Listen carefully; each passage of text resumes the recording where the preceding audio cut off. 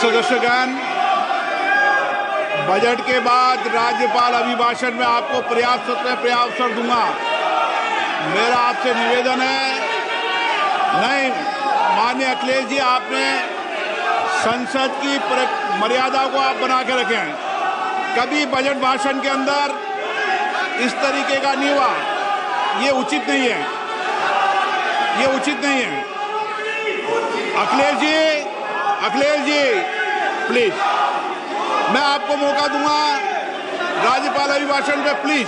No, ये तरीका ठीक नहीं है। No,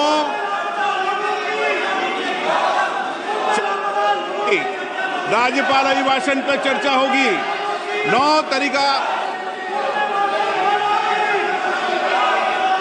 Honorable Speaker, I present the budget for 25-26. This budget continues our government's efforts to A. Accelerate growth, B. Secure inclusive development, C. Invigorate private sector investments, D. Uplift household sentiments, and E. Enhance spending power of India's rising middle class.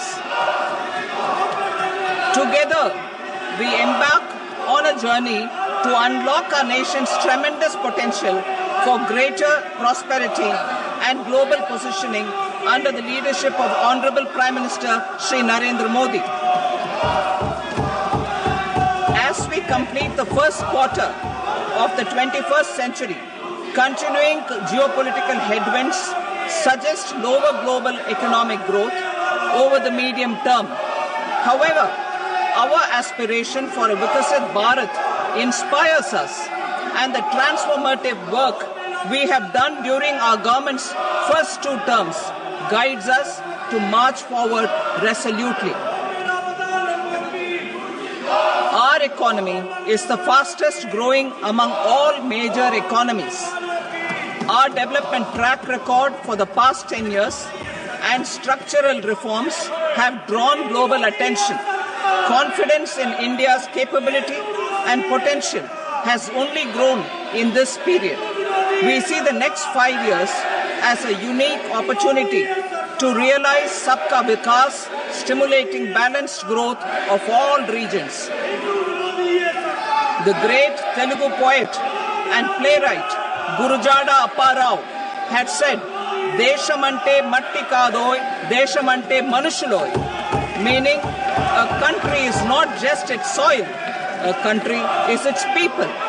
In line with this, for us, Vikasit Bharat encompasses zero poverty, 100% quality good school education, access to high quality, affordable and comprehensive health care, 100% skilled labor with meaningful employment, 70% women in economic activities, and farmers making our country the food basket of the world.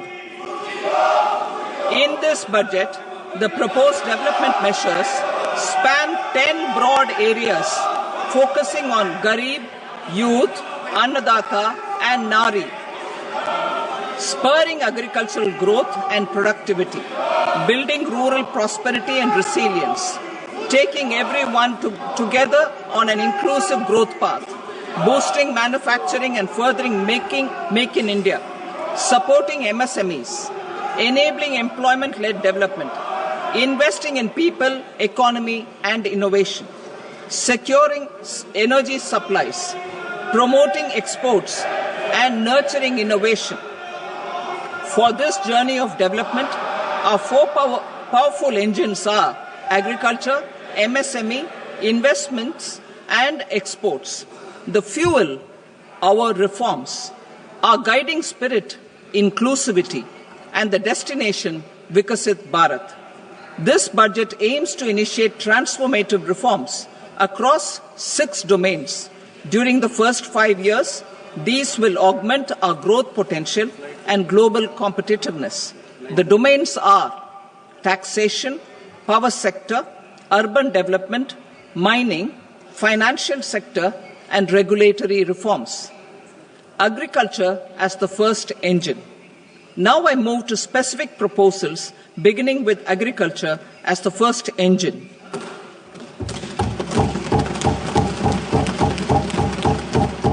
Prime Minister Dhan Dhanya Krishi Yojana, developing agri-districts program. Motivated by the success of the aspirational district program, our government will undertake a Prime Minister Dhan Dhanya Krishi Yojana in partnership with states. Through the convergence of existing schemes and specialized measures, the program will cover 100 districts with low productivity, moderate crop intensity, and below average credit parameters. It aims to 1. Enhance agricultural productivity, 2. Adopt crop diversification and sustainable agricultural practices, 3. Augment post-harvest storage at the panchayat and block level, 4. Improve irrigation facilities, and 5. Facilitate availability of long-term and short-term credit. This program is likely to help 1.7 crore farmers. Building rural prosperity and resilience. A comprehensive multi-sectoral rural prosperity and resilience program will be launched in partnership with the states. This will address underemployment in agriculture through skilling, investment, technology, and invigorating the rural economy. The goal is to generate ample opportunities in rural areas so that migration is an option but not a necessity. The program will focus on rural women, young farmers, rural youth, marginal and small farmers, and landless families. The details are in Annexure A. Domestic best practices will be incorporated, and appropriate technical and financial assistance will be sought from multilateral development banks. In phase 1, 100 developing agri-districts will be covered. Atmanirbharta in pulses. Our government is implementing the National Mission for Edible Oilseed for achieving Atmanirbharta in edible oils. Our farmers have the capability to grow enough for our needs and more. 10 years ago, we made concerted efforts and succeeded in achieving near self-sufficiency in pulses. Farmers responded to the need by increasing the cultivated area by 50%, and government arranged for procurement and remunerative prices. Since then, with rising incomes and better affordability, our consumption of pulses has increased significantly. Our government will now launch a 6-year mission for Atmanirbharta in pulses with a special focus on Tur, Urad and Masoor. Details are in Annexure B. Central agencies such as NAFED and NCCF will be ready to procure these 3 pulses as much as offered during the next 4 years from farmers who register with these agencies and enter into agreements. Comprehensive program for vegetables and fruits. It is encouraging that our people are increasingly becoming aware of their nutritional needs. It is a sign of a society becoming healthier. With rising income levels, the consumption of vegetables, fruits, and Shri Anna is increasing significantly. A comprehensive program to promote production, efficient supplies, processing, and remunerative prices for farmers will be launched in partnership with the states. Appropriate institutional mechanisms for implementation and participation of farmer producer organizations and cooperatives will be set up. Makhana board in Bihar. For this, there is a special opportunity for the people of Bihar.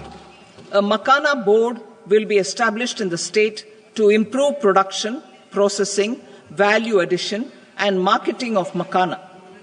The people engaged in these activities will be organized into FPOs. The board will provide hand-holding and training support to Makhana farmers and will also work to ensure they receive the benefits of all relevant government schemes.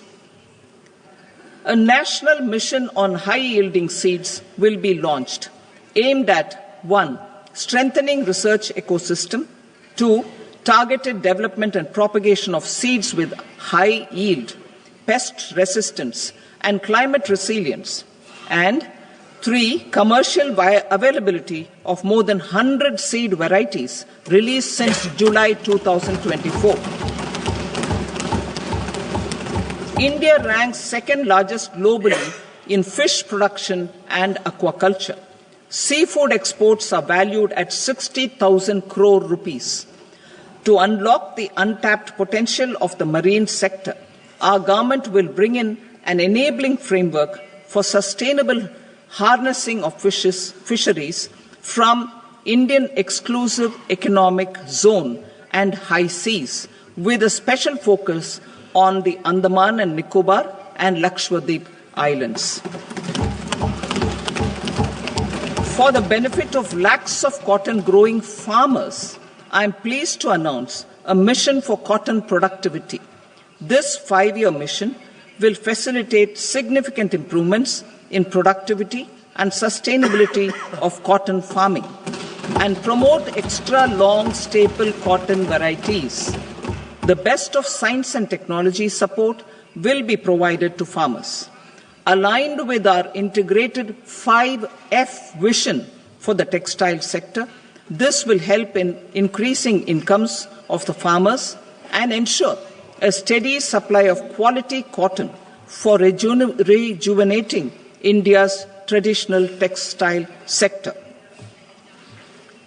Kisan credit cards facilitate short-term loans for 7.7 crore farmers, fishermen, and dairy farmers.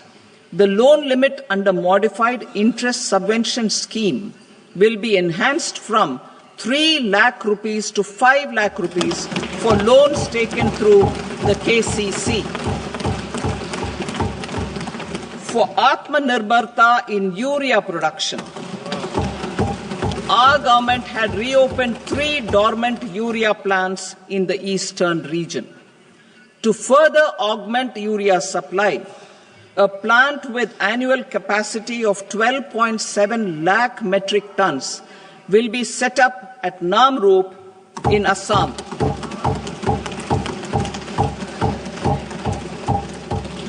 India Post, with 1.5 lakh rural post offices, complemented by the India Post Payment Bank and a vast network of 2.4 lakh Dak Sevaks, will be repositioned to act as a catalyst for the rural economy. Details are at Annexure C. India Post will also be transformed as a large public logistics organization. This will meet the rising needs of Vishwakarmas, new entrepreneurs, women, self-help groups, MSMEs, and the large business organizations. Our government will provide support to NCDC for its lending operations for the cooperative sector. MSMEs as the second engine. Now I move to MSMEs as the second engine, which encompasses manufacturing and services with a focus on MSMEs numbering 5.7 crores. Currently, over 1 crore registered MSMEs, employing 7.5 crore people and generating 36% of our manufacturing, have come together to position India as a global manufacturing hub. With their quality products, these MSMEs are responsible for 45% of our exports. To help them achieve higher efficiencies of scale, technological upgradation, and better access to capital, the investment and turnover limits for classification of all MSMEs will be enhanced to 2.5 and 2 times respectively. This will give them the confidence to grow and generate employment for our youth. The details are given in Annexure D. To improve access to credit, the credit guarantee cover will be enhanced. First, for micro and small enterprises from 5 crore to 10 crore rupees, leading to additional credit of 1.5 lakh crores in the next 5 years. Second, for startups from 10 crore rupees to 20 crore rupees, with the guarantee fee being moderated to 1% for loans in 27 focus sectors which are important for Atmanirbhar Bharat. And for well-run exporter MSMEs, for term loans up to 20 crore rupees. Also for the micro enterprises, we will introduce customized credit cards with a 5 lakh rupee limit for micro enterprises registered on Udyam portal. In the first year, 10 lakh such cards will be issued. Fund of funds for startups. The alternate investment fund, AIFs, for startups have received commitments of more than 91,000 crores rupees. These are supported by the fund of funds set up with the Government of India's contribution of 10,000 crore rupees.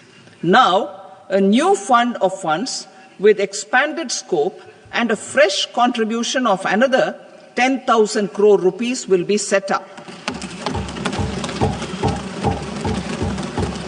A new scheme will be launched for 5 lakh women, scheduled castes and scheduled tribes, first-time entrepreneurs.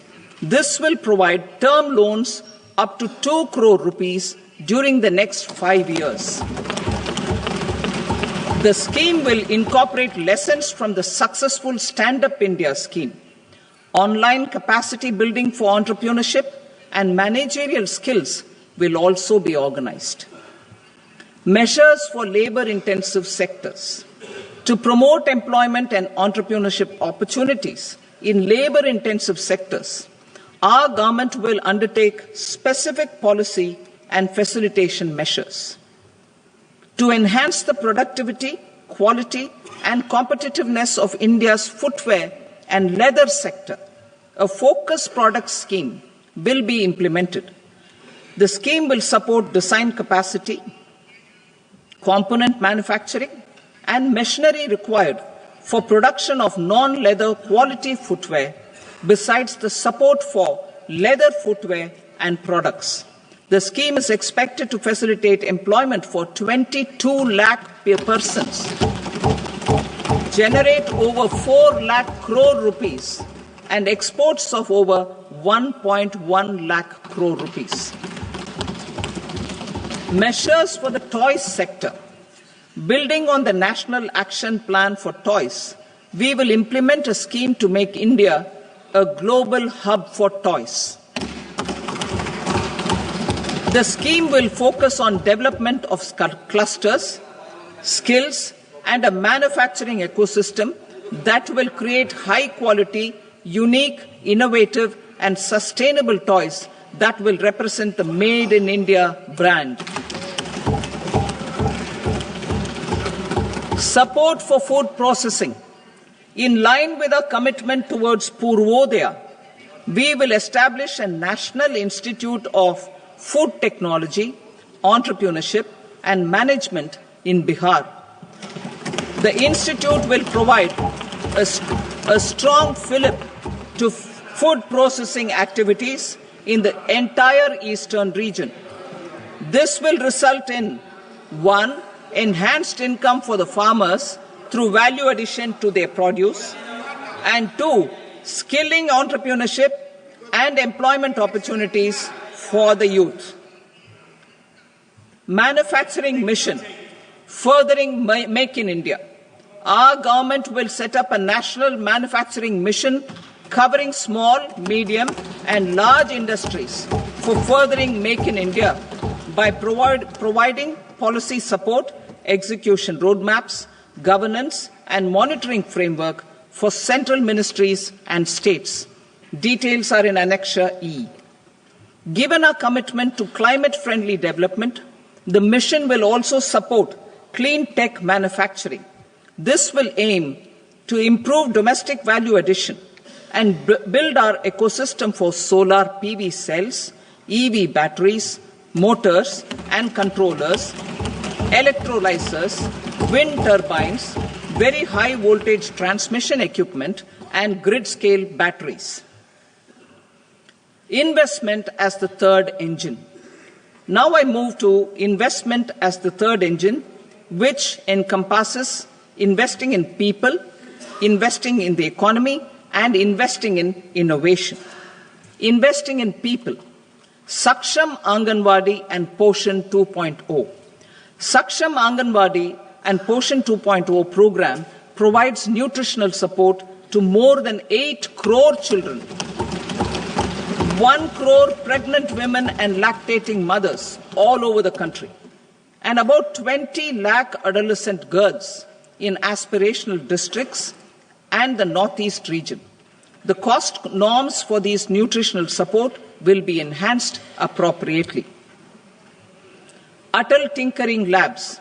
50,000 Atal Tinkering Labs will be set up in government schools in the next 5 years to cultivate the spirit of curiosity and innovation and foster a scientific temper among young minds. Broadband connectivity to government secondary schools and PHCs. Broadband connectivity will be provided to all government secondary schools and primary health centers in rural areas under the BharatNet project. Bharatiya Bhasha Pustak Scheme. We propose to implement a Bharatiya Bhasha Pustak scheme to provide digital form Indian language books for schools and for higher education. This aims to help students understand their subjects better and in their language. National Centers of Excellence for Skilling. Building on the initiative announced in the July 24 budget, 5 National Centers of Excellence for Skilling will be set up with global expertise and partnerships to equip our youth with the skills required for Make for India, Make for the World manufacturing. The partnership will cover curriculum design, training of trainers, and a skills certification framework and periodic reviews. Expansion of capacity in IITs. Total number of students in 23 IITs has increased 100% from 65,000 to 1.35 lakh in the past 10 years.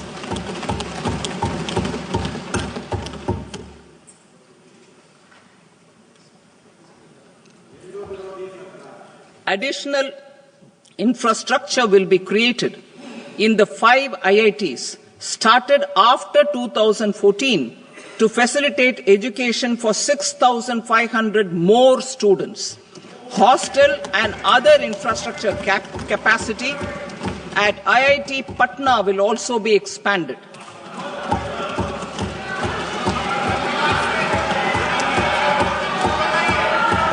Center of Excellence.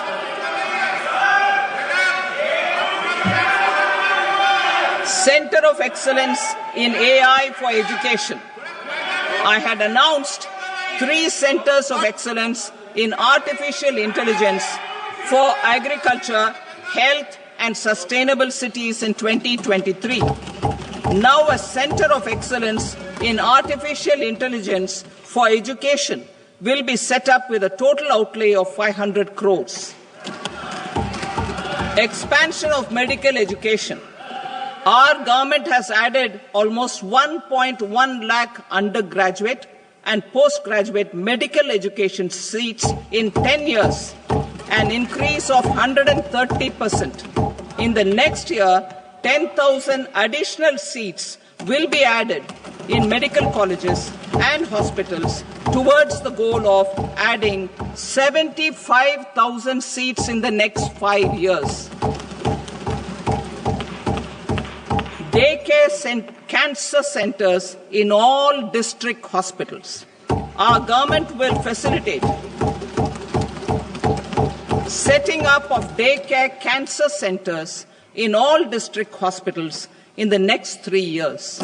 200 centers will be established in 25-26 itself. Strengthening urban livelihoods. Our government has been giving priority to assisting urban poor and vulnerable groups.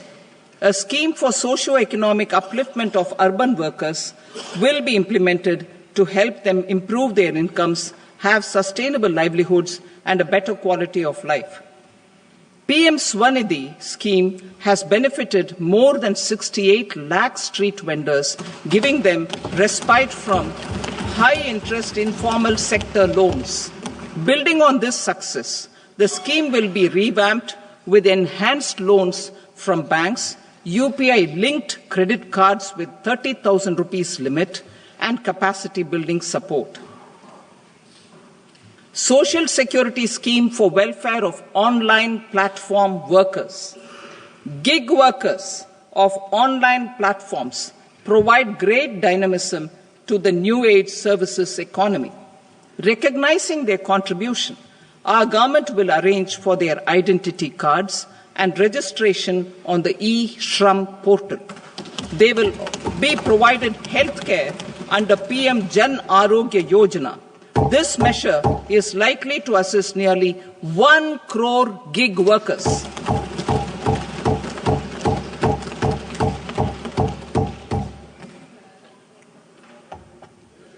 Investing in the economy. Public-private partnership in infrastructure. Each infrastructure-related ministry will come up with a 3-year pipeline of projects that can be implemented in PPP mode.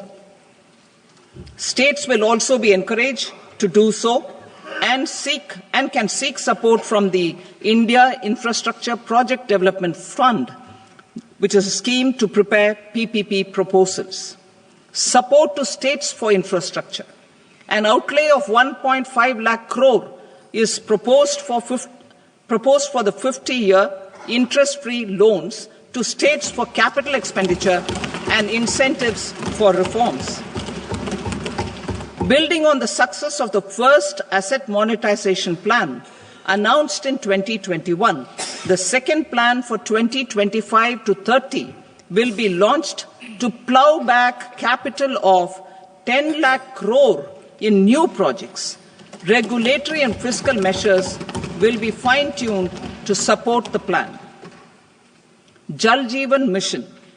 Since 2019, 15 crore households representing 80% of India's rural population have been provided access to portable tap water connections. To achieve 100% coverage, I am pleased to announce the extension of this mission until 2028 with an enhanced total outlay. The mission's focus will be on the quality of infrastructure and O&M of rural piped water supply schemes through Jan Bhagidari. A separate MOU or separate MOUs will be signed with the states and union territories to ensure sustainability and citizen-centric water services delivery. Urban sector reforms. Building on the July budget proposals, urban sector reforms related to governance, municipal services, urban land and planning will be incentivized. Urban Challenge Fund. The government will set up an urban challenge fund of 1 lakh crore rupees to implement the proposals for cities as growth hubs, creative redevelopment of cities, and for water and sanitation purposes announced in the July budget. This fund will finance up to 25% of the cost of bankable projects, with a stipulation that at least 50% of the cost is funded from bonds, bank loans, and PPPs. An allocation of 10,000 crore is proposed in 2025-26. Power sector reforms. We will incentivize electricity distribution reforms and augmentation of intra-state transmission capacity by states. This will improve financial health and capacity of electricity companies. Additional borrowing of 0.5% of GSDP will be allowed to states contingent on these reforms. Nuclear energy mission for Vikasit Bharat. Development of at least 100 gigawatt of nuclear energy by 2047 is essential for our energy transition efforts. For an active partnership with the private sector towards this goal, amendments to the Atomic Energy Act and the Civil Liability for Nuclear Damage Act will be taken up.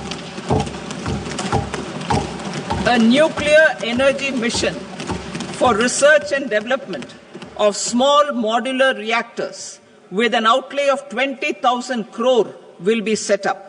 At least 5 indigenously developed small modular reactors will be operationalized by 2033. Shipbuilding. The shipbuilding financial assistance policy will be revamped to address cost disadvantages. This will also include credit notes for shipbreaking in Indian yards to promote the circular economy. Large ships above a specified size will be included in the infrastructure harmonized master list. Shipbuilding clusters will be facilitated to increase the range, categories and capacity of ships.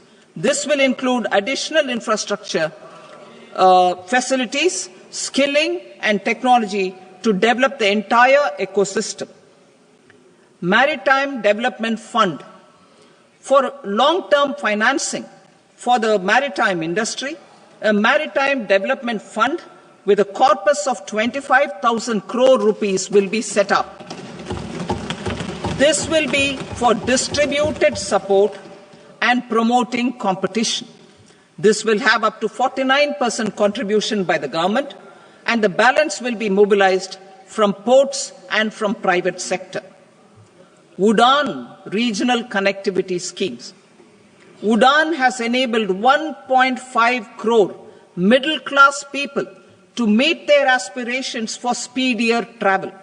The scheme has connected 88 airports, and operationalized 619 routes.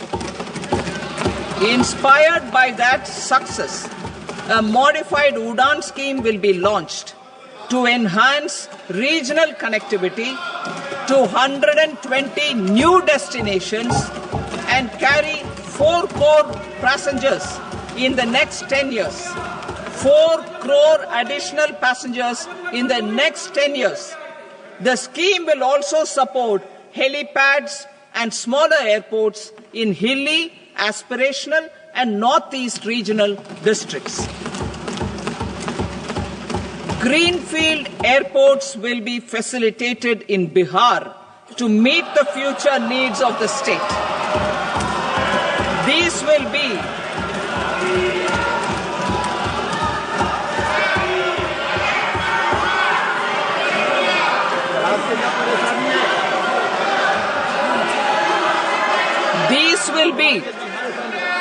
These will be in addition to the expansion of the capacity of Patna Airport and a brownfield airport in Beta. Western Kosi Canal project in Mithilanchal. Financial support will be provided for the Western Kosi Canal ERM project, benefiting a large number of farmers, cultivating over 50,000 hectares of land in the Mithilanchal region of Bihar. Mining sector reforms. Mining sector reforms, including those for minor minerals, will be encouraged through sharing of best practices and institutions of a state mining index. A policy for recovery of critical minerals from tailings will be brought out.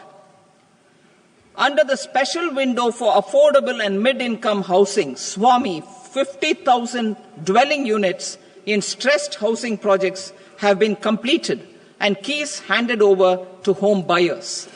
Another 40,000 units will be completed in 2025, further helping middle-class families who were paying EMIs on loans taken for apartments while also paying rent for their current dwellings. Building on this success, Swami Fund 2 will be established as a blended finance facility with contribution from the government, banks and private investors. This fund of 15,000 crore rupees will aim for expeditious completion of another 1 lakh units. PM Gati Shakti data for private sector. For furthering PPPs and assisting the private sector in project planning, access to relevant data and maps from the PM Gati Shakti portal will be provided. Tourism for employment-led growth. Top 50 tourist destination sites in the country will be developed in partnership with states through a challenge mode. Land for building key infrastructure will have to be provided by the states. Hotels in these destinations will be included in the infrastructure harmonized list. The following measures will be taken for facilitating employment-led growth. Organizing intensive skill development programs for our youth, including in institutes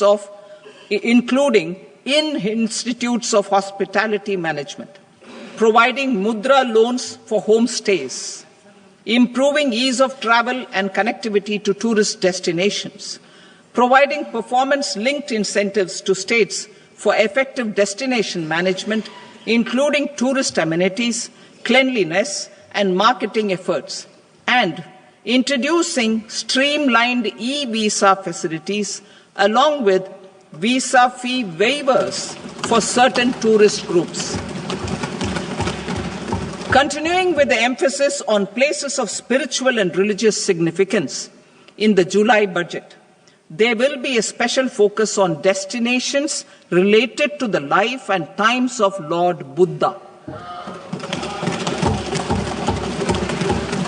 Medical tourism and heal in India. Medical tourism and heal in India will be promoted in partnership with the private sector along with capacity building and easier visa norms.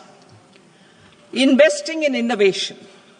To implement private sector-driven research, development and innovation initiatives announced in the July budget, I am now allocating 20,000 crore rupees for this purpose. A deep tech fund of funds will also be explored to catalyze the next generation startups as a part of this initiative. In the next 5 years, under the PM Research Fellowship Scheme, we will provide 10,000 fellowships for technological research in IITs and IISc with enhanced financial support. The second gene bank with 10 lakh germplasm lines will be set up for future food and nutritional security. This will provide conservation support to both public and private sectors for genetic resources. We will start a national geospatial mission to develop foundational geospatial infrastructure and data. Using PM Gati Shakti, this mission will facilitate modernization of land records, urban planning, and design of infrastructure projects. A Gyan Bharatam mission for survey, documentation, and conservation of our manuscript heritage with academic institutions, museums, libraries, and private collectors will be undertaken to cover more than 1 crore manuscripts. We will set up a national digital repository of Indian knowledge systems for knowledge sharing. Now I move to exports as the fourth engine.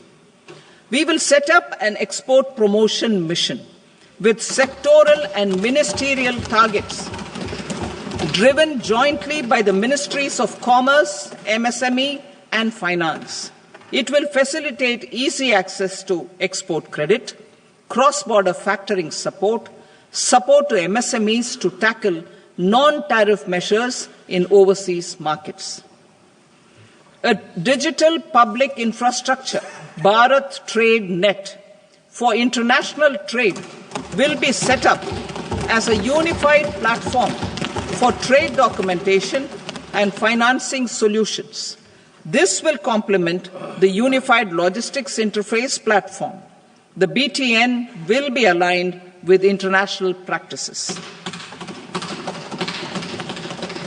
Support will be provided to develop domestic manufacturing capacities for our economy's integration with global supply chains. Sectors will be identified based on objective criteria.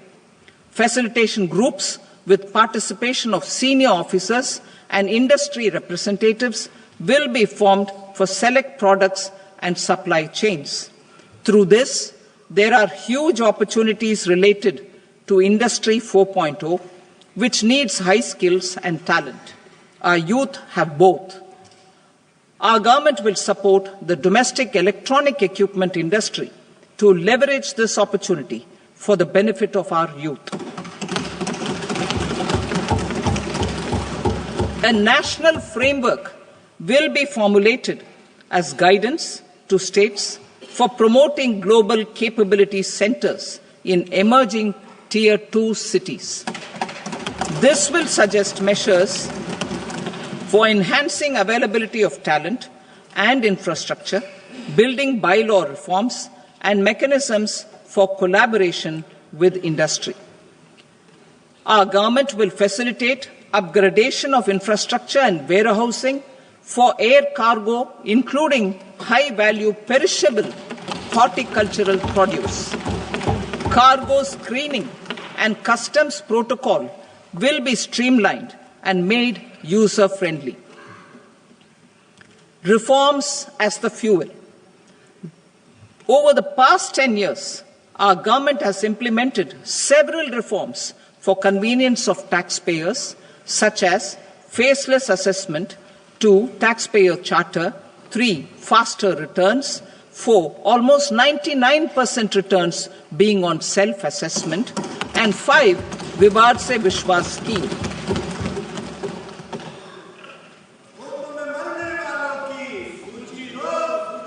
Continuing these efforts, I reaffirm the commitment of the Tax Department to trust first, scrutinize later.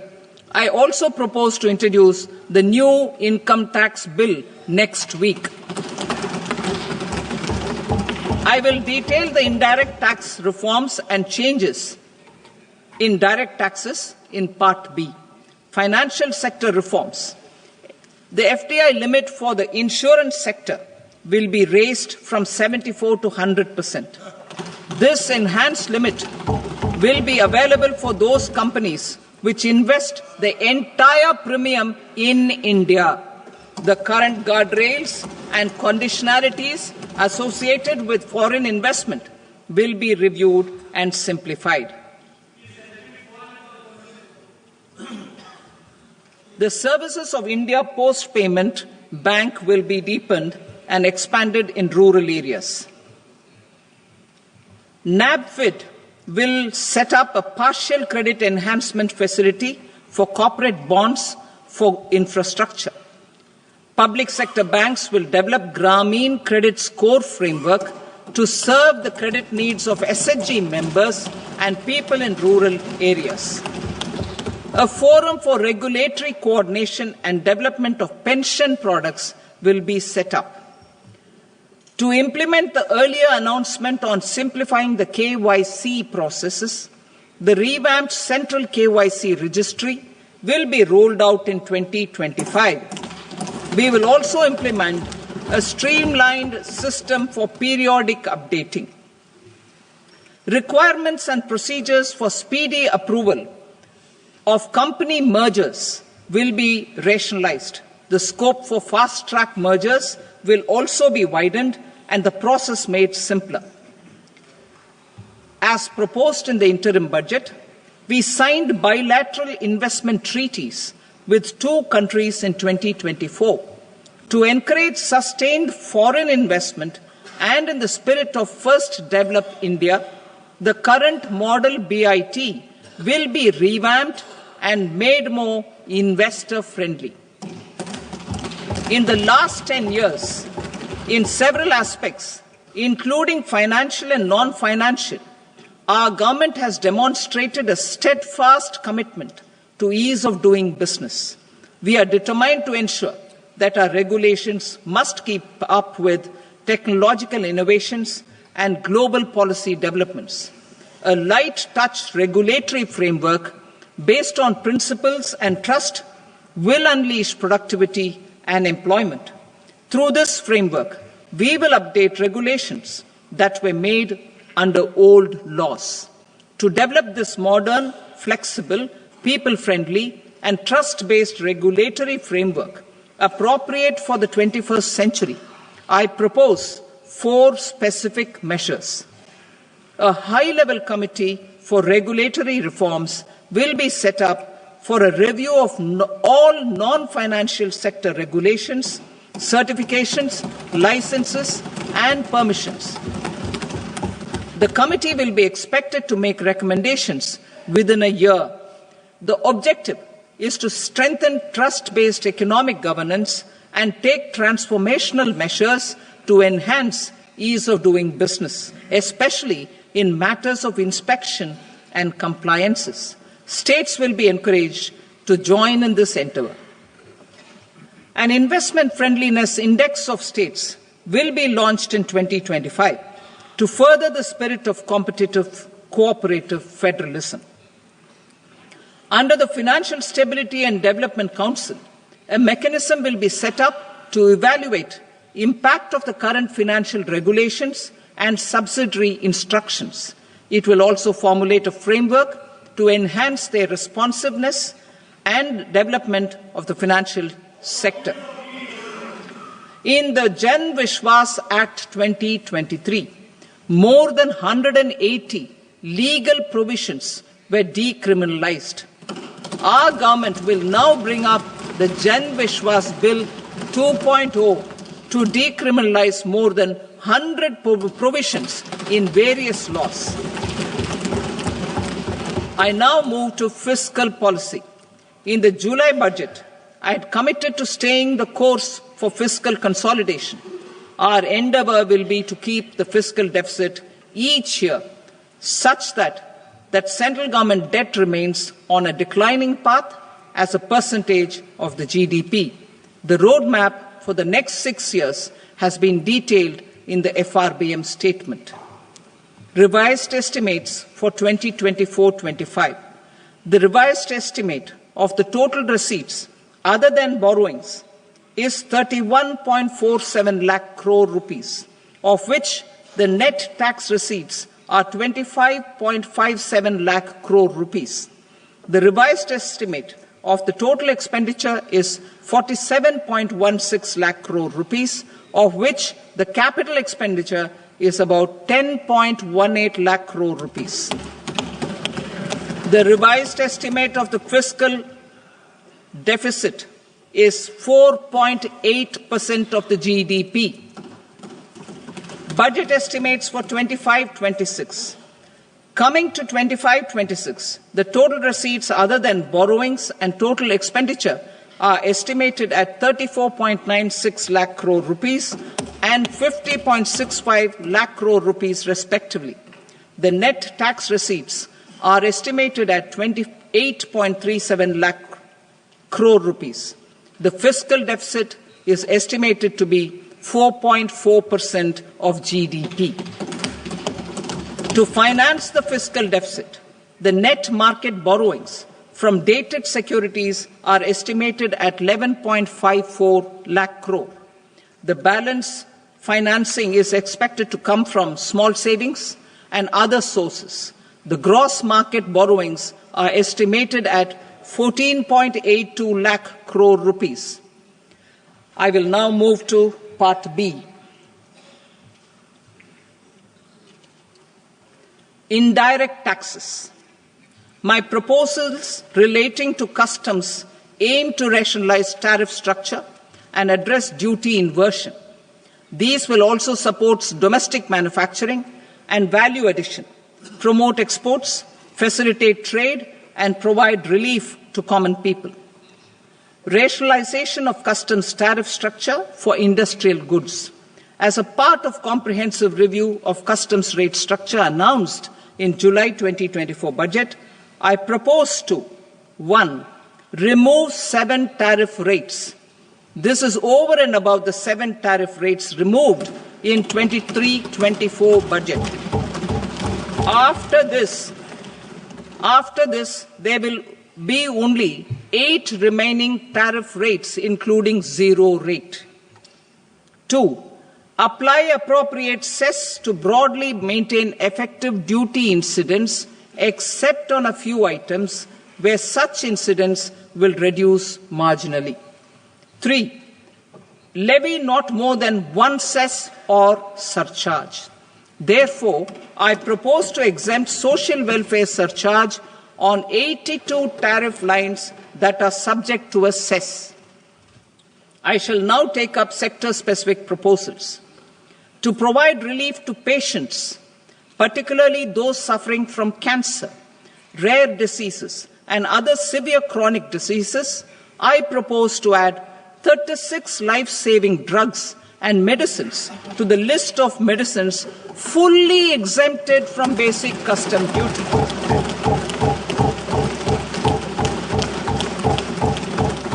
I also propose to add 6 life-saving medicines to the list attracting concessional custom duty of 5%.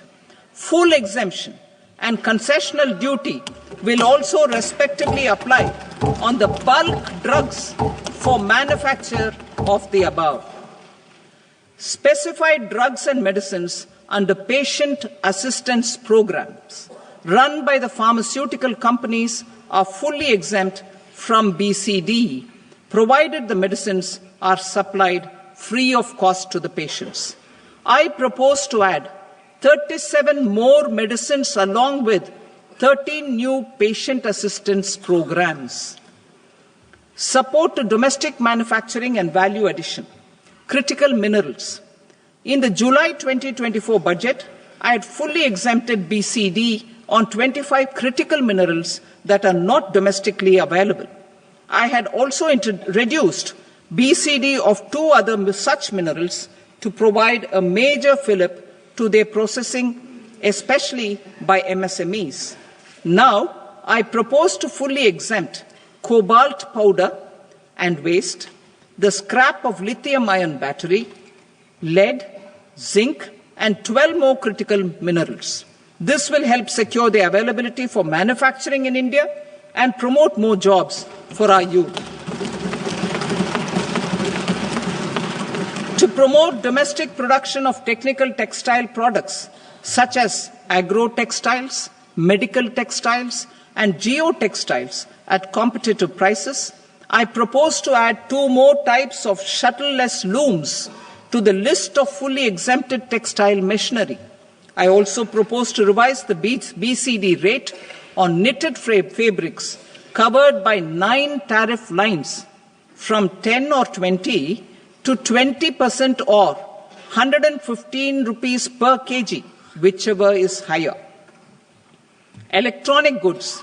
In line with our Make in India policy and to rectify inverted duty structure, I propose to increase the BCD on interactive flat panel display from 10% to 20% and reduce the BCD to 5% on open cell and other components.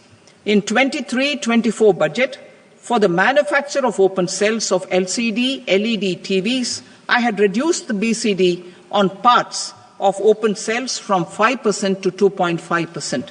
To further boost the manufacture of such open cells, the BCD on these parts will now stand exempted. Lithium-ion battery.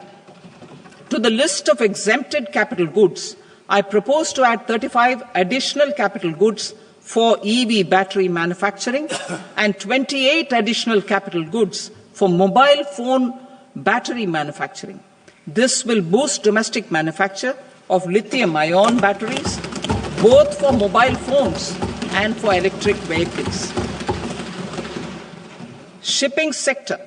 Considering that shipbuilding has a long gestation period, I propose to continue the exemption of BCD on raw materials, components, consumables, or parts for the manufacture of ships for another 10 years.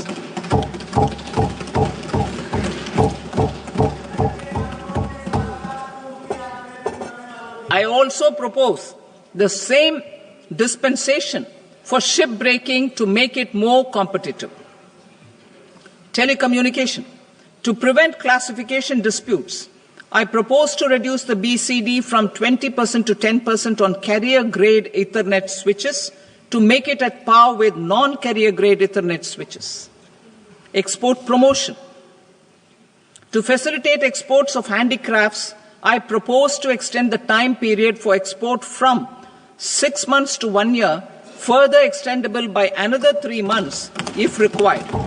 I also propose to add 9 items to the list of duty-free inputs. Leather sector.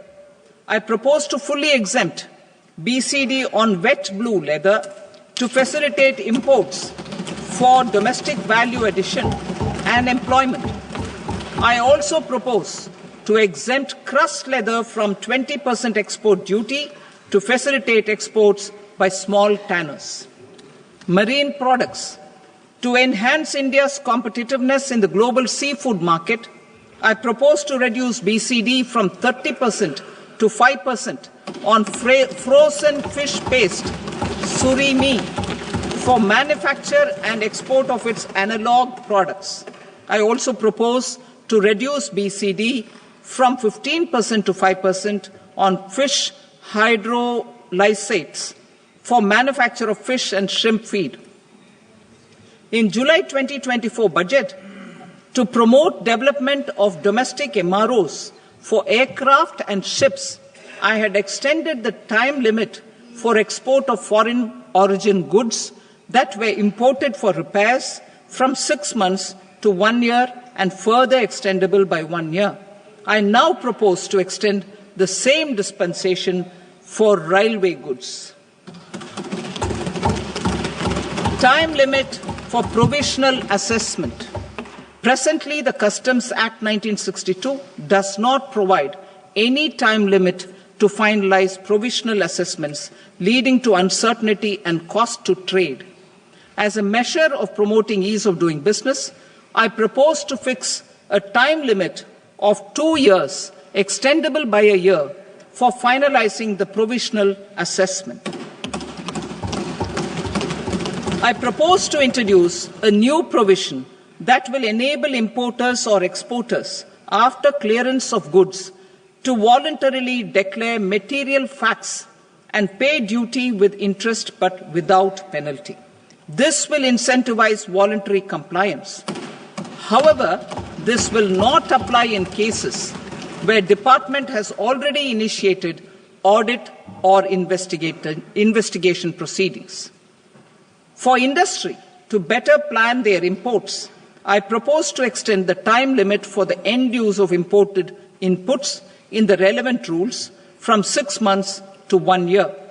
This will provide operational flexibility in view of cost and uncertainty of supply. Further, such importers will now have to file only quarterly statements instead of a monthly statement.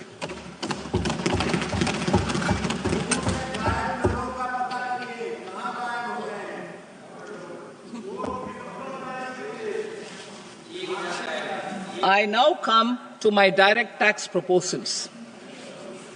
In Part A, I have briefly underlined taxation reforms as one of key reforms to realize our vision of Vikasit Bharat. In respect of criminal law, our government had earlier ushered in Bharatiya Nyaya Sanhita, replacing Bharatiya Danda Sanhita. I am happy to inform this august House and the country that for new income tax bill will carry forward the same spirit of Nyaya in its drafting as well. The new bill will be clear and direct in text, with close to half of the present law in terms of both chapters and words. It will be simple to understand for taxpayers and tax administrators, leading to tax certainty and reduced litigation. Reforms, however, are not a destination. They are means to achieve good governance for our people and economy. Providing good governance primarily involves being responsive. The Tirukural captures this in verse 542, which reads, "Vaanokki vaazhum ulagallam, mannavan kol nokki vaazhum kudi," meaning, just as the living beings live expecting rains, citizens live expecting good governance. Our government is committed to keeping an ear to the ground and a finger on the pulse and responding while balancing our national building efforts.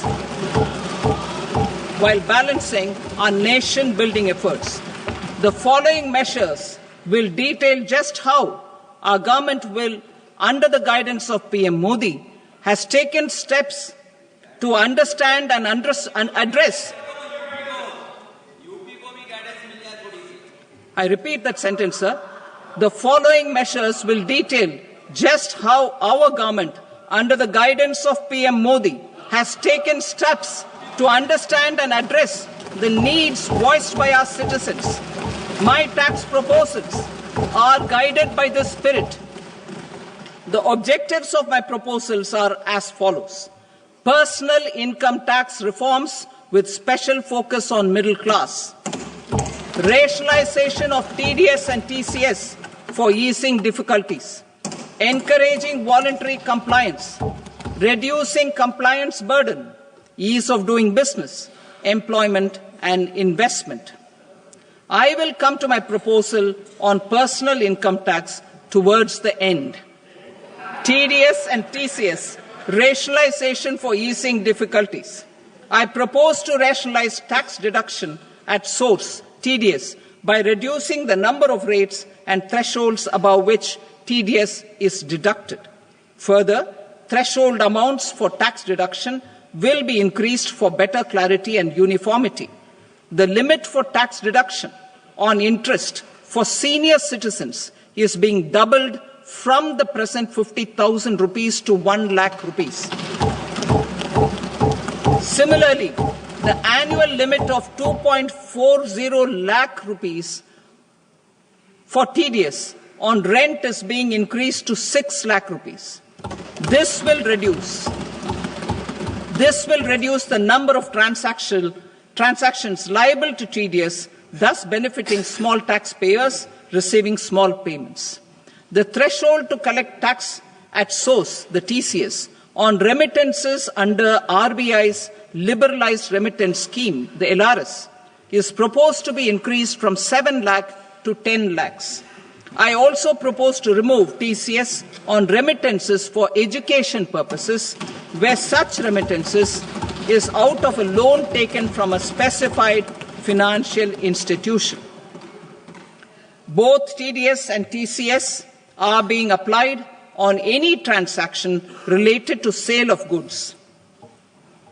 To prevent such compliance difficulties, I propose to omit the TCS. I also propose that the provisions of the higher TDS deduction will now apply only in non-PAN cases. In July 2024, the delay for payment of TDS up to the due date of filing statement was decriminalized. I propose to provide the same relaxation to TCS provisions as well. The government under the leadership of Prime Minister Modi believes in Sabka Saath, Sabka Vikas, Sabka Vishwas and Sabka Prayas. In line with this, we brought in updated return facility in 2022 for voluntary compliance by taxpayers who had omitted to report their correct income. Our trust in taxpayers was proved right. Nearly 90 lakh taxpayers voluntarily updated their incomes by paying additional tax.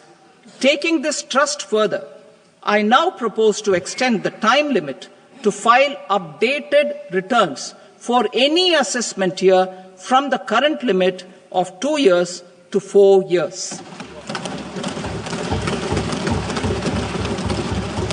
I propose to reduce the compliance burden for small charitable trusts and institutions by increasing their period of registration from 5 years to 10 years. It is also proposed that disproportionate consequences do not arise for minor defaults such as incomplete applications filed by charitable entities. Presently, taxpayers can claim the annual value of self-occupied properties as nil only on the fulfillment of certain conditions. Considering the difficulties faced by taxpayers, it is proposed to allow the benefit of 2 such self-occupied properties without any condition. To streamline the process of transfer pricing and to provide an alternative to yearly examination, I propose to introduce a scheme for determining arm's length price of international transaction for a block period of 3 years. This will be in line with global best practices. With a view to reduce litigation and provide certainty in international taxation, the scope of safe harbor rules is being expanded. A number of senior and very senior citizens have very old national savings schemes accounts. As interest is no longer payable on such accounts, I propose to exempt withdrawals made from NSS by individuals on or after 29th August 2024. I am also proposing to allow similar treatment to NPS Vatsalya accounts as is available to normal NPS accounts subject to overall limits. In my speech in July 2024, I had promised that all processes, including giving effect to appellate orders, shall be digitalized and made paperless over the next 2 years. So I'm happy to announce that digitalization is being made operational now. In July 2024, we brought in the Vivad Se Vishwas scheme to resolve income tax disputes pending in appeal. The scheme has received a great response, with nearly 33,000 taxpayers having availed of the scheme to settle their disputes. I have a few proposals to promote investment and employment. It is proposed to provide a presumptive taxation regime for non-residents who provide services to a resident company that is establishing or operating an electronics manufacturing facility. I further propose to introduce a safe harbor for tax certainty for non-residents who store components for supply to specified electronics manufacturing units. Presently, the tonnage tax scheme is available only to sea-going ships.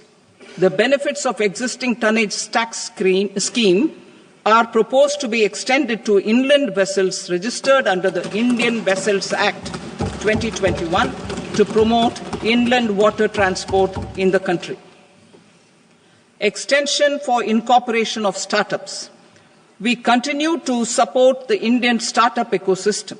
I propose to extend the period of incorporation by 5 years to allow the benefit available to startups which are incorporated before 1/4/2030. In order to attract and promote additional activities in the IFSC, I am inter alia proposing specific benefits to ship leasing units, insurance offices, and treasury centers of global companies which are set up in IFSC. Further, to claim benefits, the cut-off date for commencement in IFSC has also been extended by 5 years to 31/3/2030.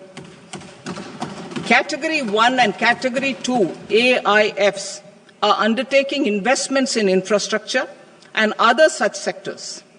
I propose to provide certainty of taxation to these entities on the gains from securities. to promote funding from sovereign wealth funds and pension funds to the infrastructure sector, I propose to extend the date of making an investment by 5 more years up to 31st March 2030.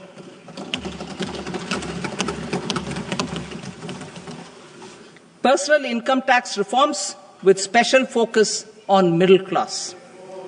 Democracy, demography, and demand are the key support pillars in our journey towards Vikasit Bharat.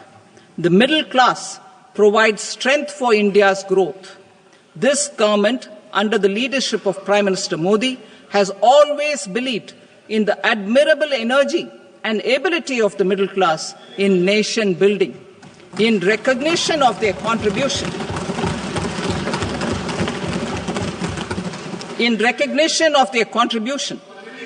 we have periodically reduced their tax burden. Right after 2014, the nil tax slab was raised to 2.5 lakhs of rupees, which was further raised to 5 lakh rupees in 2019 and to 7 lakh rupees in 2023. This is reflective of our government's trust on the middle class taxpayers. I am now happy to announce that there will be no income tax payable up to income of 12 lakh rupees.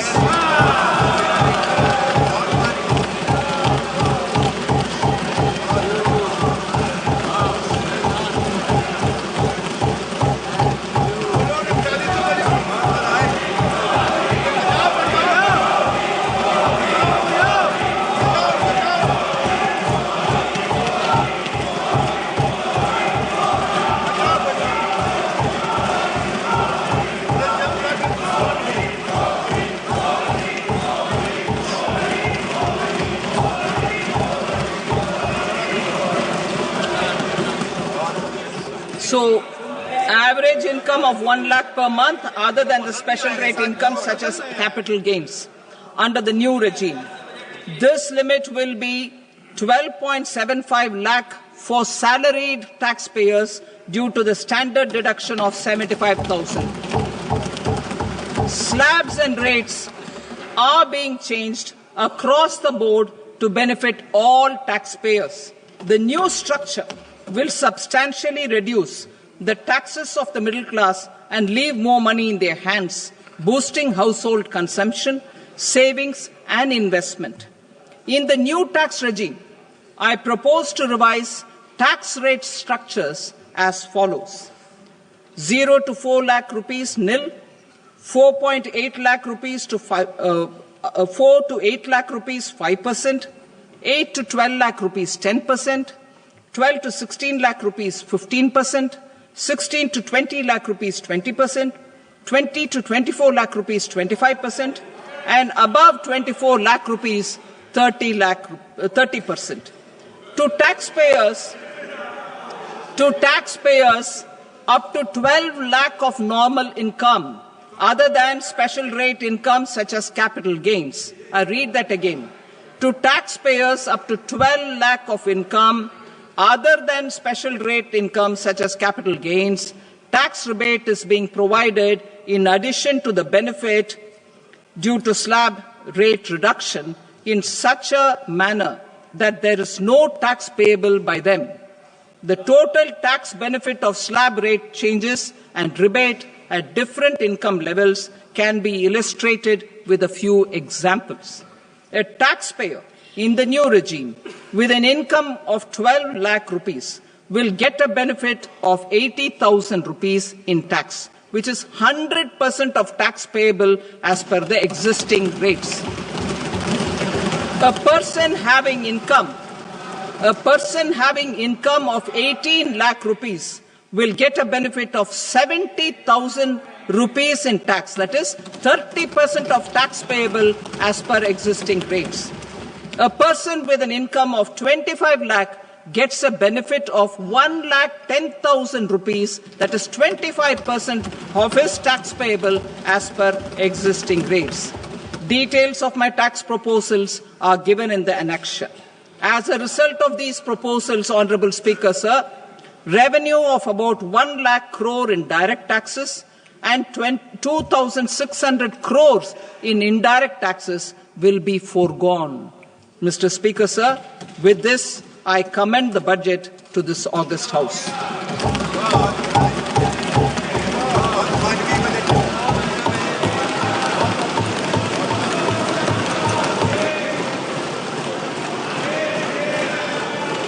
Item number 2, Srimati Nirmala Sitharaman. Sir, with your permission, I rise to lay on the table the following statements under Section 3(1) of the Fiscal Responsibility and Budget Management Act 2003. Medium-term fiscal policy cum fiscal policy strategy statement and macroeconomic framework statement. Item number 3, Srimati Nirmala Sitharaman. Sir, with your permission, I rise to move for leave to introduce the Finance Bill 2025. प्रश्न ये है कि विधेयक को पुनर्स्थापित करने की अनुमति प्रदान की जाए। जो सदस्य इसके पक्ष में हाँ कहें, जो सदस्य विरोध में ना कहें। मेरे विचार में निर्णय हाँ वालों के पक्ष में हुआ। हाँ वालों के पक्ष में अनुमति प्रदान की जाती है। माननीय मंत्री जी, अब विधेयक को पुनर्स्थापित करें। Sir, I introduce the bill. Thank you. सभा की कार्रवाई सोमवार दिनांक 3 फरवरी 2025 को प्राप्त 11 बजे तक के लिए स्थगित की जाती है।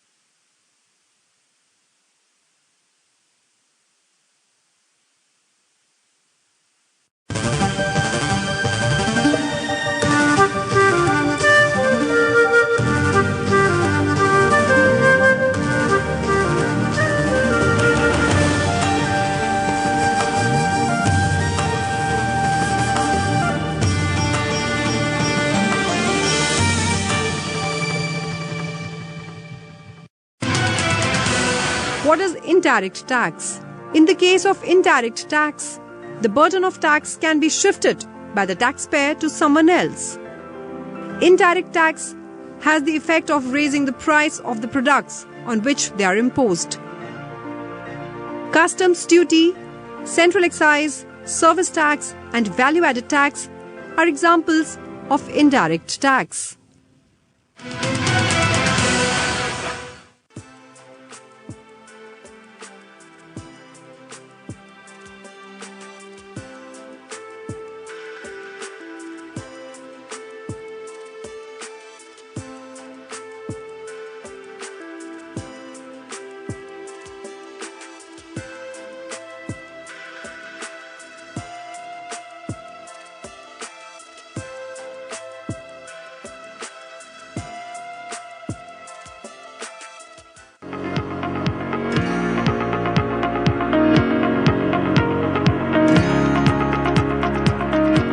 महात्मा गांधी एक प्रखर लेखक और संपादक भी थे।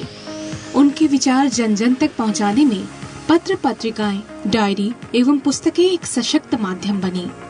संसदीय पुस्तकालय में उनके लेखन को समर्पित एक संपूर्ण अनुभाग की स्थापना 9 अगस्त 1978 को की गई, जिसे नाम दिया गया गांधीयाना।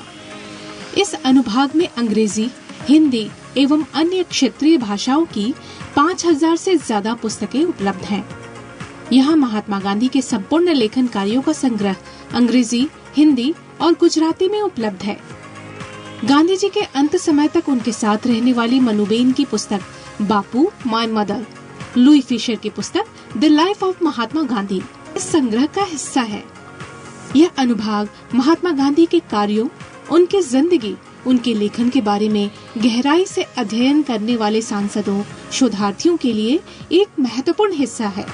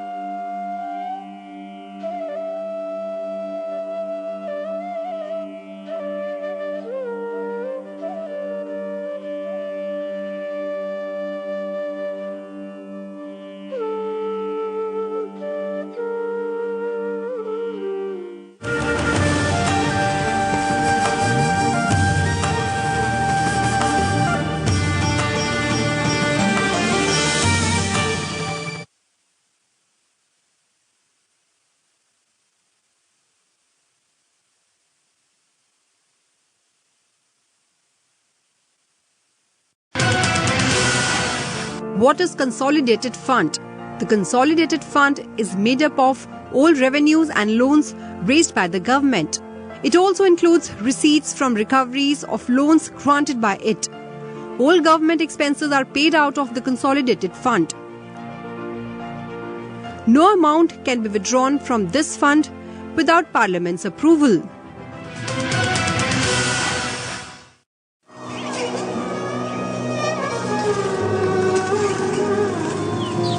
भारतीय सनातन संस्कृति का महाआयोजन महाकुंभ इस बार मात्र आध्यात्मिक, सांस्कृतिक, आस्था व श्रद्धा को ही समर्पित नहीं होगा। इस महाकुंभ इस बार विश्व देखेगा भारत की डिजिटल शक्ति, प्रबंधन शक्ति, पर्यावरण संरक्षण और लोक संस्कृति।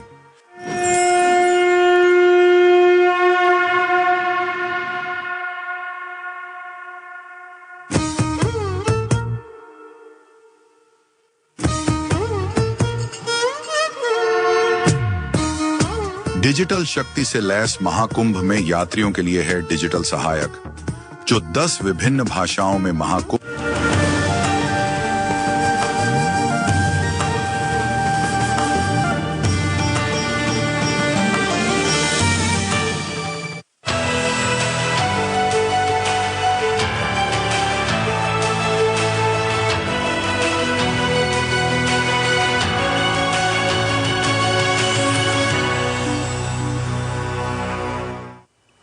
Good afternoon, viewers. Welcome to this post-budget analysis telecast on Sansad TV. I am Tina Jha. With me is my colleague Manoj Verma.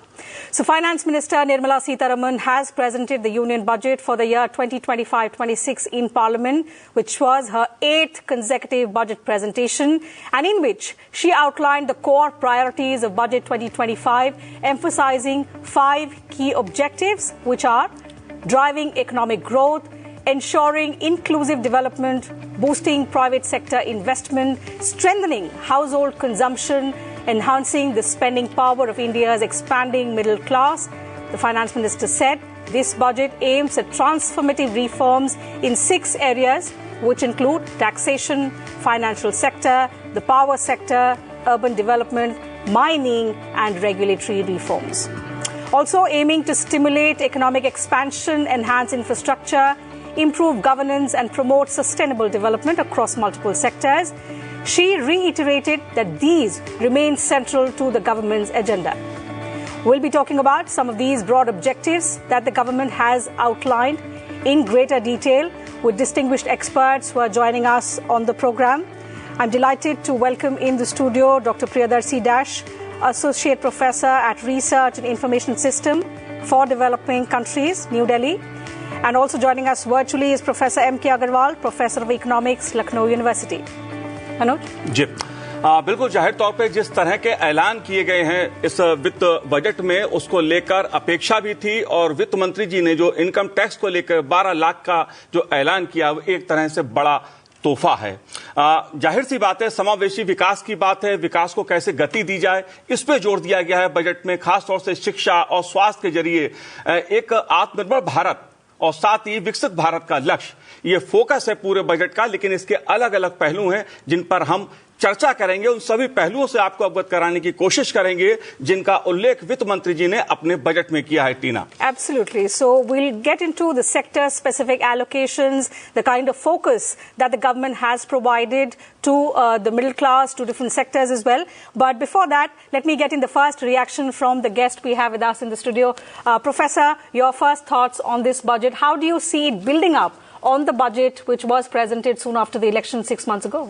I think you are right. The finance minister presented the budget which sort of prepares the blueprint for the Viksit Bharat, and this is a continuation of the stand they have taken in the last 4-5 years to prepare the country to meet the emerging challenges of meeting sustainable development, making a smooth energy transition towards clean and other areas, solar energy and other areas. So if I see the budget, this sort of tells that story in a very deeper way compared to the past. This time you see that they have gone into the sectors, infrastructure sectors that are crucial to maintain economic growth. Ji. But at the same time, how to address the vulnerabilities that people are facing. We are growing, but we have price rises. By ensuring higher medical coverage, by bringing more life-saving drugs to the scheme, John Siddhi scheme and others. So there's a kind of blend of the growth objective with social security measures, taking into account the specific challenges faced by the manufacturing sectors, MSME sectors. So overall, the budget is more of a roadmap for the future India that we can visualize in the next 20-30 years. But of course, the immediate priority would be that people see that how the taxation reforms has happened. And it's a great relief for the people, at least up to 1 lakh of their income, they are not liable to pay any tax. So overall, it looks a balanced budget. So, it's a huge relief for the middle class, but that is one aspect, the taxation part that we'll come to in just a bit. Professor Agarwal, what would be some of the significant takeaways for you, particularly from this budget? Does it meet the expectations that all of us and the different sectors had from Finance Minister Nirmala Sitharaman? See, as far as expectation of different sectors, it is never completed, but whatever we discussed and whatever we aspired for the, taking the economy forward at very high pace, while taking all on board, that is the inclusive growth strategy and pushing the economy forward, we believe that whatever we discussed in the morning, that came true.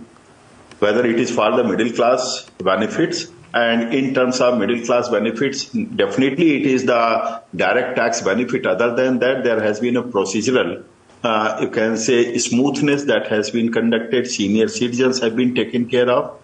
Besides, if you are looking at the things through this, what has the Nirmala Sitharaman has done is that is linking it with the growth strategy.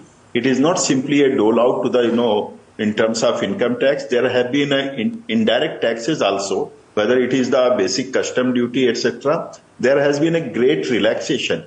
And all are being done with the aim to promote Atmanirbhar Bharat Abhiyan. For example, if custom duty has been relaxed on the cancer drugs or other drugs, so what is the objective? Objective is to promote drug manufacturing in India. So given this type of thing, we believe that the budget is very well packaged for inclusive growth strategy, and developing new growth centers, whatever it is called, it is the growth engines that Nirmala Sitharaman has called. There are 4 growth engines she has defined through. And then efficient production structure that has been highlighted very well in this budget. So that is the hallmark.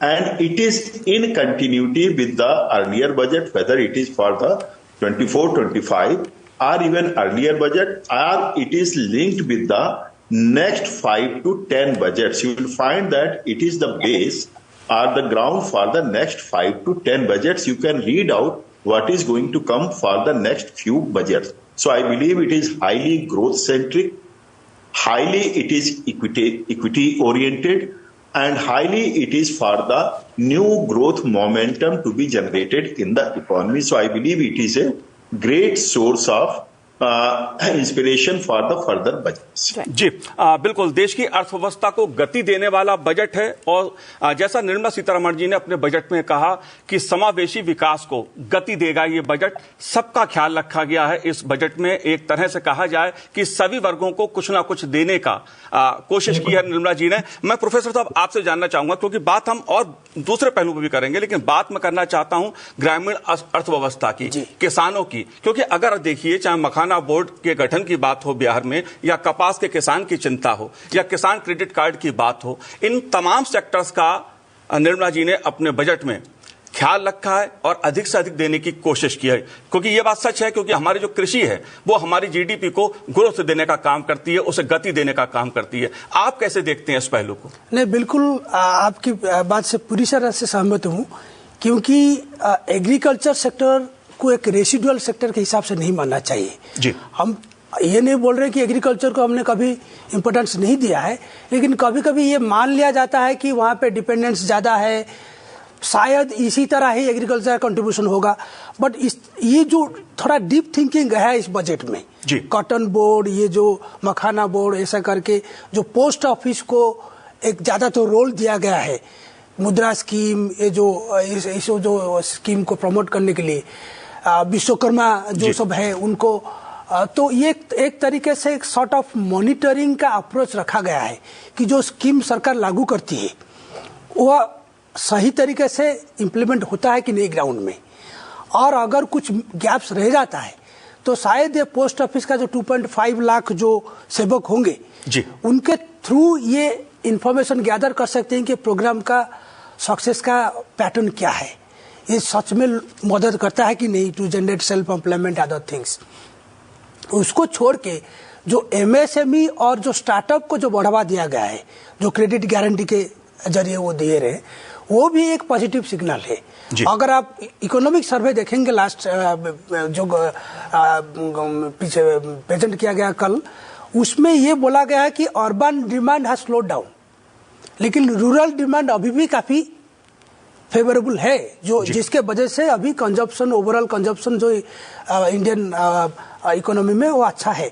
तो rural sector का ये जो momentum है उसको मेरे ख्याल से budget का जो ऑप्टिमिज्म जो क्रिएट किया गया है, खाली फाइनेंस दे देने से नहीं होगा, फाइनेंस का साथ जो इंसेंटिव का पैकेज करना था थोड़ा बहुत इसमें हुआ है, तो मेरे ख्याल से ये एक अच्छा दिशा दिखा रहा है। जी बिल्कुल टीना, जैसे देखा जाए कि दलहन के मामले में देश आत्मनिर्भर हो, दालों के मामले में देश आत्मनिर्भर हो, इस दिशा से भी एक 6 साल का मिशन शुरू करने की सरकार ने, वित्त मंत्री जी ने अपने बजट में घोषणा की है। टीना, You're right, Manoj. And since we're talking about agriculture, let me remind our viewers that in the budget that was presented soon after the elections in July, agriculture was among the top priorities in the list of 9 priorities that the government had announced. In this budget, we are seeing the consistent focus on the critical agriculture sector, which contributes significantly to the country's growth, also generates significant employment, very critical for the country's growth. Professor Agarwal, and towards agricultural focus, we're seeing a new scheme coming up, the Dhan Dhyan Krishi Yojana, which is going to cover 100 districts with low yields, modern crop intensity and below average credit parameters. Now, how do you see this strengthening our efforts, the existing efforts of the government towards increasing productivity and at the same time increasing resilience? This is the strategy.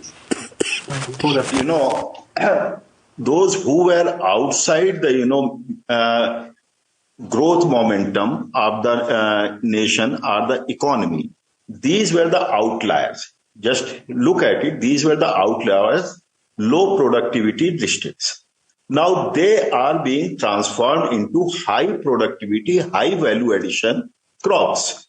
So that is the strategy, and this is, you can say, convergence. What we call in economics, it is the convergence moment, that is those who have been lagging, they are given a big push so that they are moving with high growth, so that they can come up with the mainstream growth momentum. And this is about it is not only in one state, it is across the states.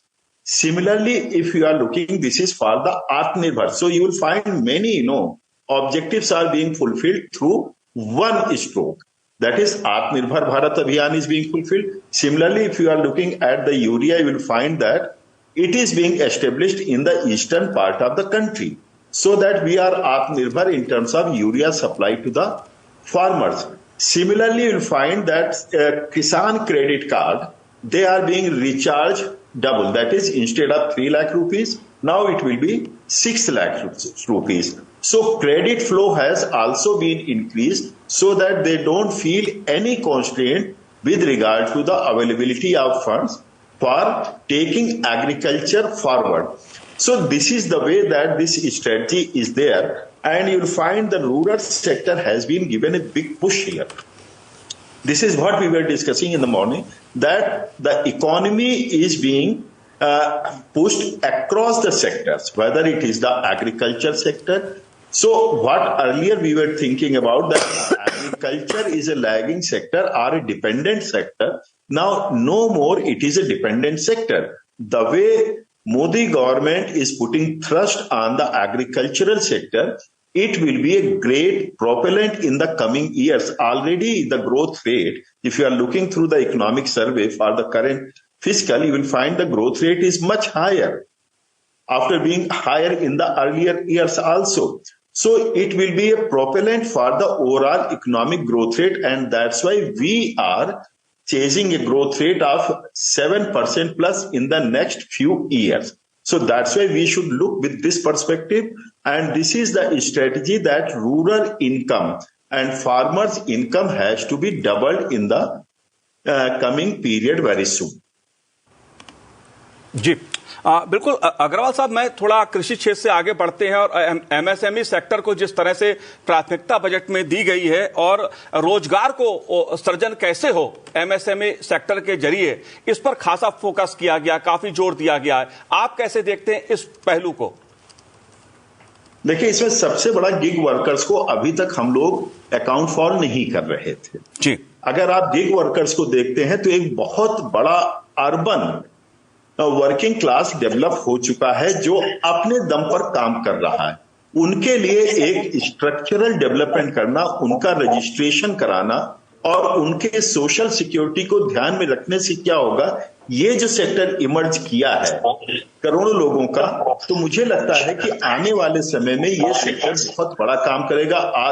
अपने ऊपर काम करने के, यानी self employed sector है और जिसमें government का इन्वॉल्वमेंट बहुत ज्यादा नहीं है, इन्वेस्टमेंट बहुत ज्यादा नहीं है, लेकिन अगर हम उनकी सोशल सिक्योरिटी को भी ध्यान में रख करके चलते हैं तो मुझे लगता है एक ये बड़ा बूस्ट हो रहा है। दूसरा, जैसे बात आ रही है कि एमएसएमई सेक्टर को, और इसमें एक विशेष रूप से ध्यान दीजिए, जिस सेक्टर को अभी तक हम लोग सुनते नहीं थे, अभी 2-4 वर्षों से सुनना शुरू किया है, चॉइस को लेकर के जो एक अलग बोर्ड गठित हो रहा है। भारत की अगर डेमोग्राफी को आप देखते हैं और विश्व स्तर पर प्रधानमंत्री जी का जो इस पर फोकस है, इस पर फोकस ठीक वैसे ही है जैसे स्टार्टअप पर है प्रधानमंत्री जी का। आप देखेंगे एक बहुत बड़ा इमर्जिंग सेक्टर चॉइस बन रहा है MSME sector.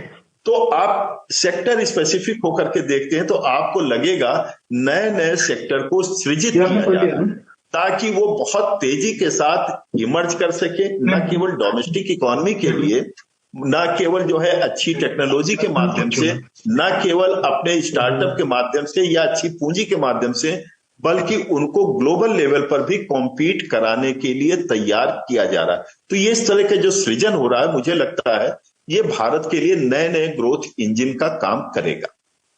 Rightly said, Professor, and that's why the Finance Minister described the MSME sector as the second engine of growth in her budget speech. She said through the measures that she's announced today, the focus is on the 5.7 crore MSMEs, which include over 1 crore registered businesses, employing 75 crore people and contributing 36% to India's manufacturing. The MSMEs, remember, play a very crucial role in positioning India as a global manufacturing hub and accounting for 45% of the nation's exports as on date. Professor Dash, how significant are the measures that the Finance Minister announced for the MSME sector in her budget? Yeah, I mean, as I said, the credit guarantee cover by increasing from 5 crore to 10 crore and for the startups from 10 crore to 20 crore. And then a specific incentive for those who are exporting MSMEs. So this is kind of not giving incentive in a blanket way, but rather targeting the incentives the way it works. Like those who are exporting MSMEs, to giving them additional incentives so that they could sort of focus on what are the marketing strategies they need, how sort of product development efforts they should do. If you compare that with the overall manufacturing ambition, by creating national manufacturing mission, and then thinking about skilling, and then expanding the capacity of IITs and others. So overall, it's a mix of promoting the industry, preparing the people to sort of work in those sectors, and at the same time, extending social security to the digital platform workers, gig workers. So all together, the industry push that they give in the third pillar, like investment as the engine, overall, it looks quite impressive in terms of the intent of the budget. Now, everything will boils down to the implementing ministries, that how do they target those implementation and see that this actually works. Because manufacturing is the subject matter of discussion now. Despite of so much of policy announcement, made in India, make in India and other things, this PLI scheme, we have not been able to give the result which would sort of impress everybody that yes, we have done something. Sure. Before we proceed and discuss another sector, let me welcome on the program Professor Charan Singh, CEO, eGrow Foundation. Professor, glad to have you with us on this telecast. Your first reaction, sir, on this budget, which is in a way building up all the measures, all the announcements that the government had made back in July 2024. I'm very impressed with this budget, and I think firstly, the most important thing, the objective that they spoke about, Viksit Bharat 2047, I see that it is in the same direction. That is something very important. Secondly, I see continuity. In the last budget, the finance minister had spoken about youth, women, farmers, poor people. That continuity is there. The third, the FM has pointedly spoken about the fiscal policy, about the financial sector policy. I'm very impressed because the budget is a tool of a fiscal policy and so much of emphasis directly being given to both is very impressive. I'm also very impressed. We all knew in the last few months there's a big problem coming up on consumption, and we were all saying that the middle class needs to be now supported. For the categories for which policies and the budget has been announced, you would notice that the emphasis on the middle class has improved significantly. Consequent to that story on the middle class, the tax reforms, firstly the ones which are being announced to be presented in the parliament next week, as well as the tax rates which have been announced today, specifically on senior citizens, and tax exemption for incomes less than 12 lakhs, I think is path-breaking. So the middle class has been catered to, and that means this government listens and they analyze, and whatever is possible, then they accommodate. With tax buoyancy taking place, little headroom available, I think the budget has done great justice to the objective of the middle class. Overall, I would say, given the situation of the economy, a slowdown that has happened, the government is trying to correct that, giving it an impetus on MSMEs, as you heard it. They have also been talking about female labor force participation, daycare centers and what all that's going to happen, as well as industry. The last point I would like to mention in this is the trust factor. The trust factor is being emphasized, and I'm very happy with that, because in case you have trust on the private sector, then you can invite the private sector to shoulder work in Viksit Bharat March. Otherwise, for the public sector, yes, you can crowd in investment, capital expenditure can increase, which has increased. The fiscal deficit is in control, so rating agencies must be happy. The exchange rate will be in control. All that is being done. But the trust that is being now inspired through the private sector, I think is very, very good. So I'm very impressed.